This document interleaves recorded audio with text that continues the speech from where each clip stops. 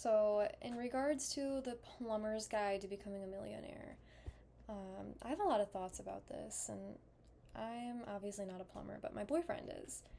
And I thought it'd be interesting to choose, and in retrospect, it was even more interesting than I'd envisioned because you have this speaker who is saying that plumbers are the next millionaires, and my boyfriend, who's a plumber, is like, what?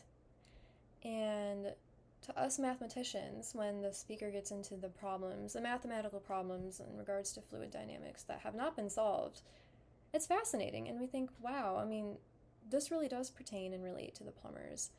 Obviously, you know, it's not, again, an easy fix. And who, realistically, which one of us is going to solve, the world's top 5 or 6 most, you know, in demand math problems that you have yet to have a solution. But I think what's interesting is we get into watching the speech. I watched this with my boyfriend, and the math components I understood. So, in my eyes, not being a plumber, I was like, I mean, this makes sense. This is cool. These are problems that need solving, and this should motivate a lot of people and kind of be exciting. And my boyfriend, on the other hand, is like, I don't understand this, not practical. I'm never going to be a millionaire. So, on one hand, I think the speech is effective if you have that background knowledge of mathematics and you kind of see it in a more abstract kind of view. I think it helped my boyfriend when I explained some of the mathematics and kind of the reasoning behind that.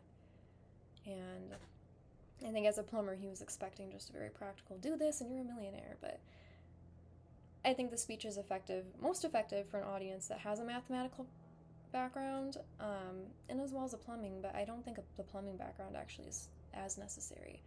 But I think it's interesting for plumbers to watch, I think, if explained correctly, and if the mathematical background is provided, or, again, explained or demonstrated maybe.